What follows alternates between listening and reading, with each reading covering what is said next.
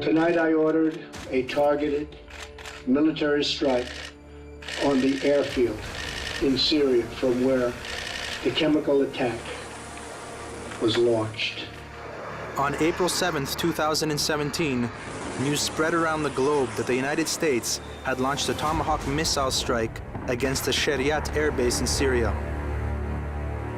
A storage depot, training corps, mess hall, and radar station were all destroyed, and there were even fatalities. The Syrian army couldn't stop the Tomahawks, and it was only later that analysts determined the reason why. 23 American missiles homed in on their target like a pack of hounds. First, the Tomahawks silently crossed the sea, and then literally floated over land. They rapidly negotiated obstacles, altering course as they went. Afterwards, there was a lot of discussion about why the missiles hadn't been intercepted and couldn't be shot down. Scarier still, what if a similar pack was sent towards us? Our forces have a system that is able to stop a pack of cruise missiles. It's called Tor, and can intercept incoming enemy missiles from a standing start or on the fly.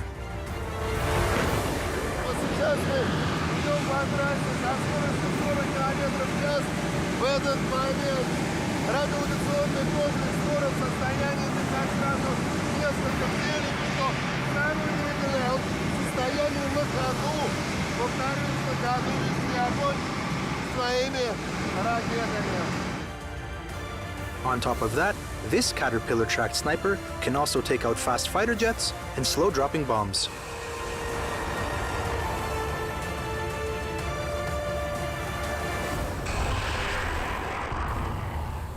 So in today's Combat Approved, we explore all of these superpowers on land and water to see how effectively we could counter the Tomahawks.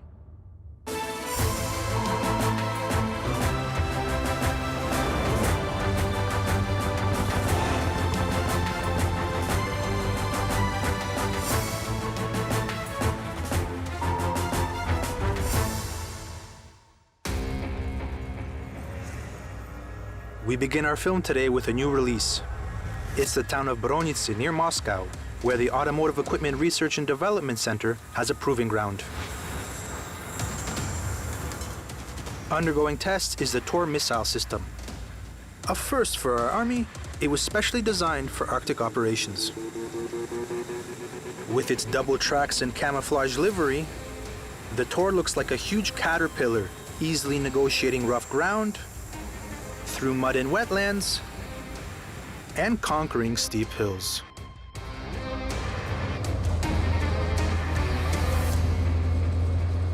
Я не знаю, передает камера это или нет, но сейчас мы, по сути, падаем вниз с крутой горки. Какая крутизна!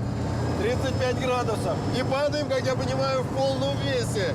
Да, при весе около 50 тонн эта машина преодолевает спуск 35 градусов. Ну а вот так эта ситуация выглядит со стороны. Давайте продемонстрируем. Вот она, крутизна склона.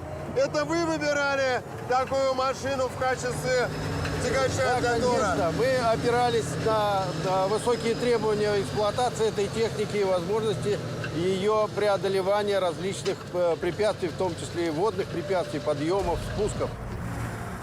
Certainly driving down a steep hill is hard, but not as hard as driving up. To get better acquainted with today's superhero, we've come to where they build it. This is the Kupol electromechanical plant in Izhevsk. Давайте представим место, куда мы сейчас с вами зашли.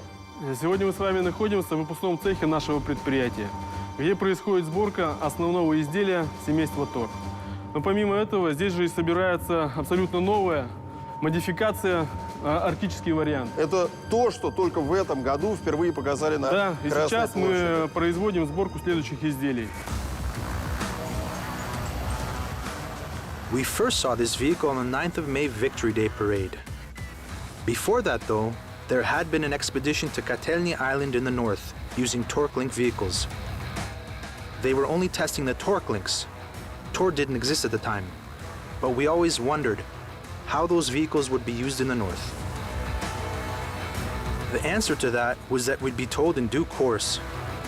We now know, of course, that the torque links were indeed tested in extreme icy conditions to establish their suitability for use on the latest Tor.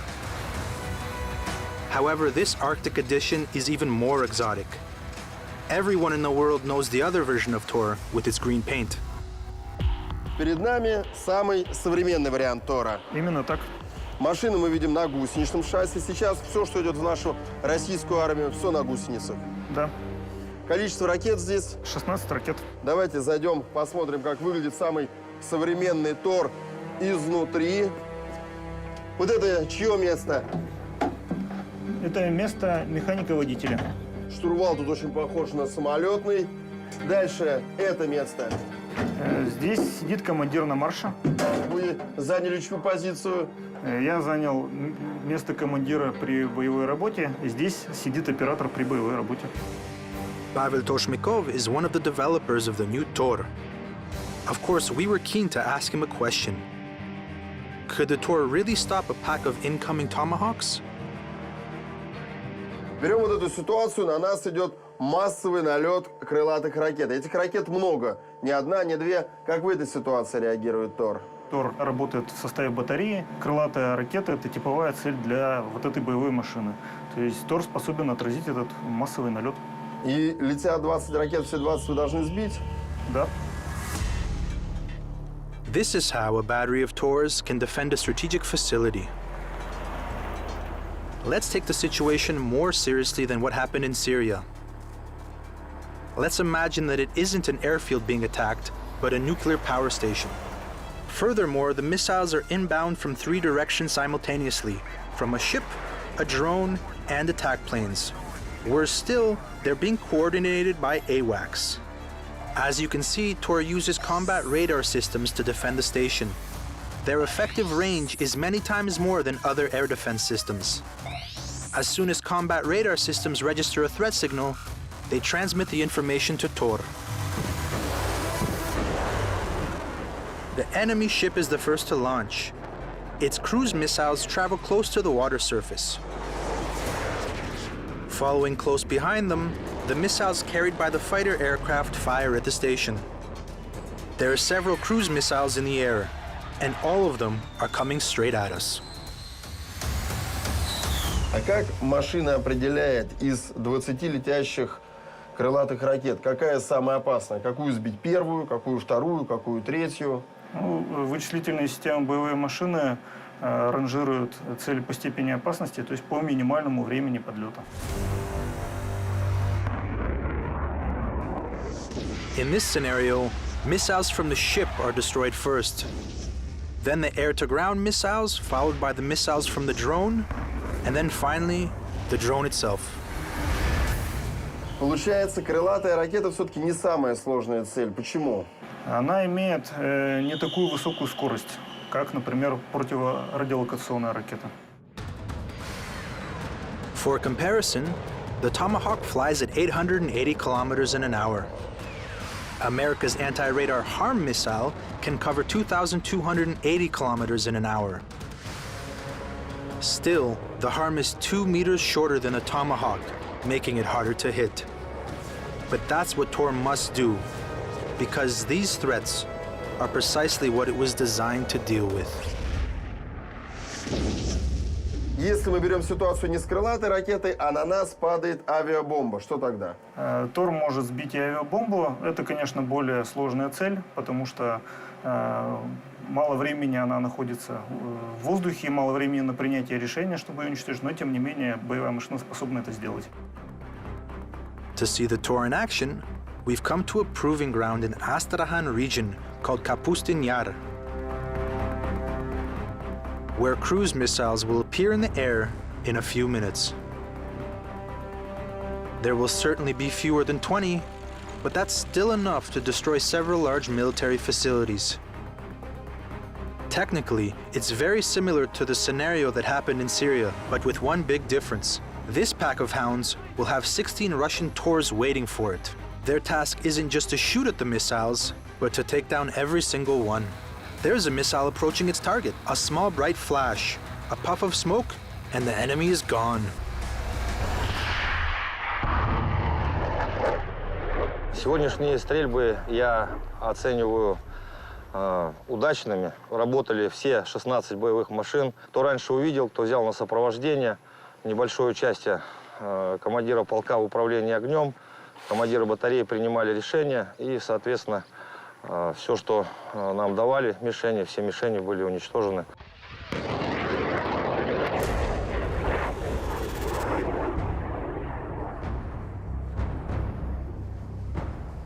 Here, we really should point out that the Tor is just one part of a bigger air defense system, and it has one special feature.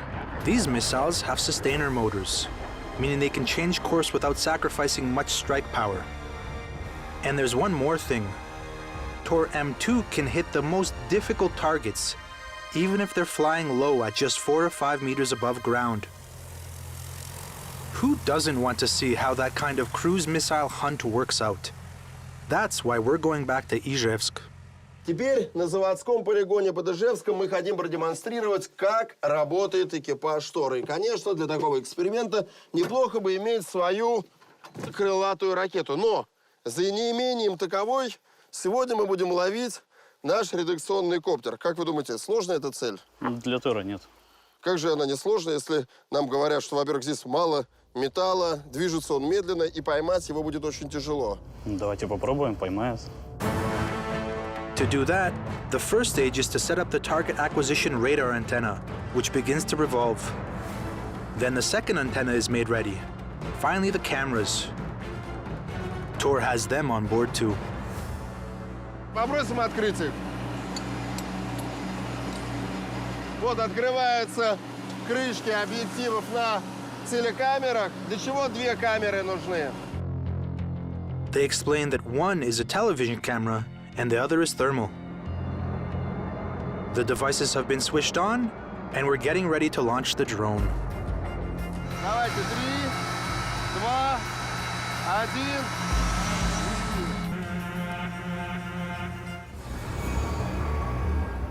These days, all Russian air defense systems are programmed to detect drones.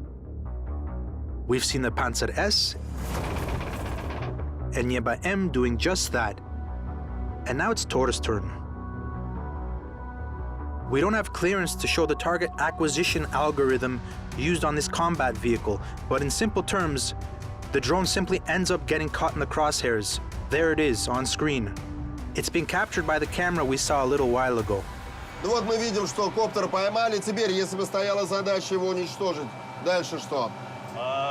Мы видим на экране командира оцифрованную цель, нажимаем номер этой цели, затем ставим на подготовку ракету и, соответственно, пускаем ракету. Сколько времени идет на это? Буквально несколько секунд. Of course, once we detected the drone, we had to shoot it down. And we saw how these trials end at the Kupa plant, didn't we? Вот у нас здесь лежит совершенно определенная цель, вернее, бывшая цель. Да. Цель достаточно сложная. Давайте достанем. Это Да, пластиковое крыло. Без пилотного летательного аппарата, который был сбит вот данной ракетой. Чем сложна эта цель для поражения? Вся конструкция сделана из углепластика за исключением двигателя.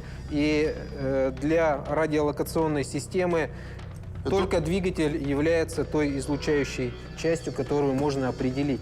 Все остальное для радиолокации, к сожалению, невидимо.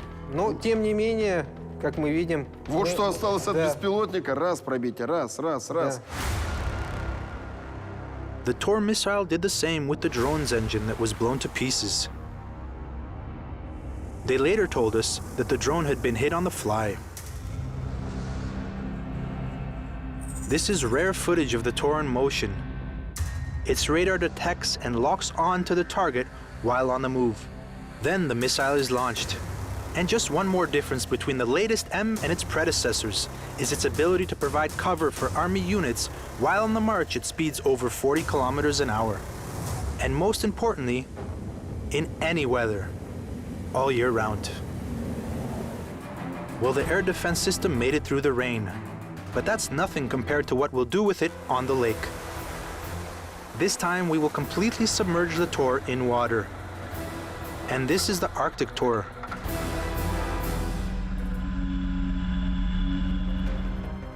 We're going out into the middle of the water, where we'll stop.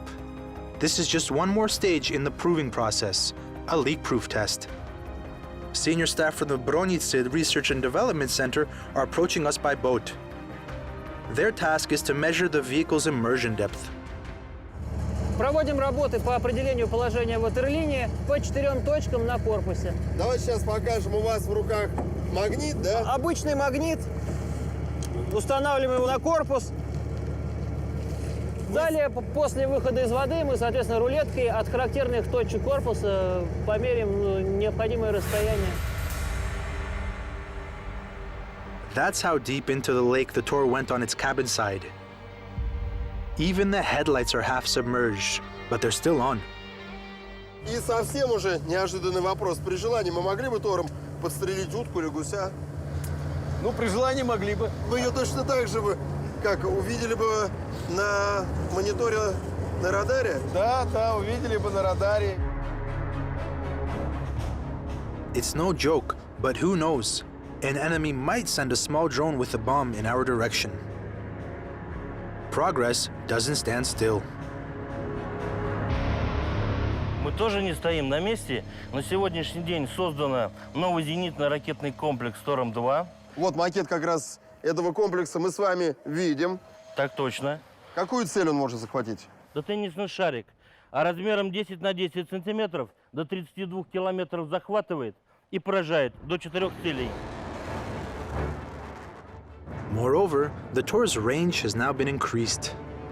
Recent drills in Belarus saw a world first when an air defense system took down missiles from a multiple launch rocket system. In other words, Tor missiles took out Grad missiles, which in all honesty is hard to believe. That missile and its production are military secrets. We're not even allowed to show you what it looks like. But in the Kupol Plant Museum, we don't just get to see, we can touch older Tor missiles as well. Вот когда воочию видишь настоящую торовскую ракету, возникает один единственный вопрос. Как она влезает в эту гусеничную машину? Рост у меня 1,70 м, высота ракеты. Туда даже не допрыгнешь, 2,90, а между тем влезает. Она установлена в машине вертикально и находится вот в такой... Что это такое? Это контейнер, и ракета эта уже отличается, это новая ракета. Да, ракета старая, это самая современная. Это самая современная, да, к сожалению, показать ее также мы не можем. А это ее реальный вес? Это ее реальный вес, это реальный макет. И там находится самая современная торовская ракета? Да, вот мы можем наблюдать часть ракеты. With this system, even one Tor is like a small army. Its artificial intelligence needs just a few seconds to think while the missiles fly towards the enemy. The logic is straightforward. The first missiles in the group destroy the most threatening targets, and a second wave finishes off the rest.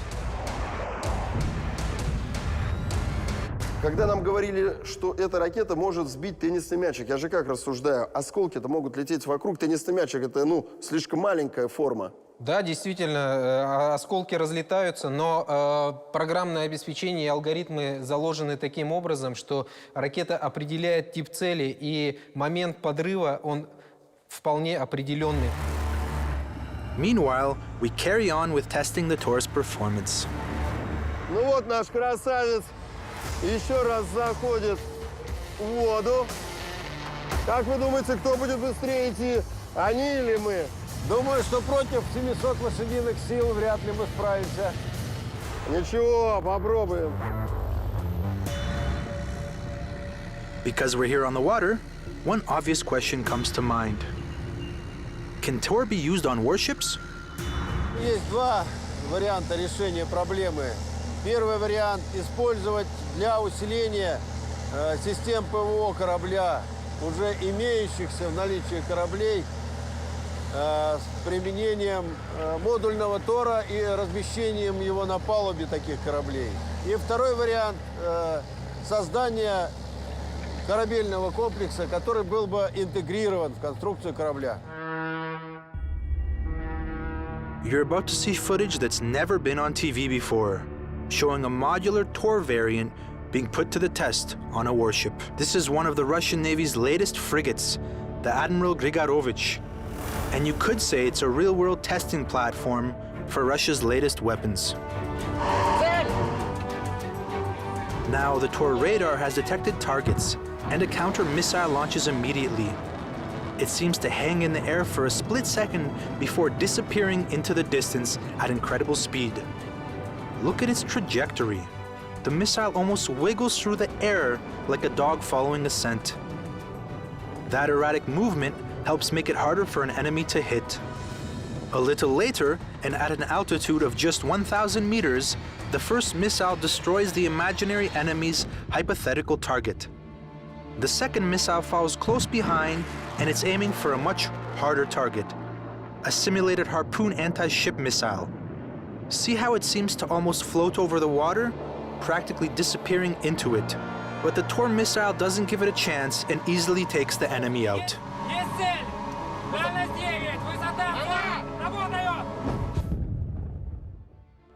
И в этом смысле вот на этих высотах 3, 4, 5 метров Тор вне конкуренции или есть какие-то станции, которые могут, ну, тоже работать по таким низколетящим целям? Теоретически могут, а практически я не видел ни одной подобной станции, которая бы реально работала по таким целям. In these difficult conditions, rocking on the sea aboard a ship on the move, this vehicle's complicated radar system plays a key role. To understand how it works, let's go back to the Kupol plant to see how the missile target acquisition system is calibrated.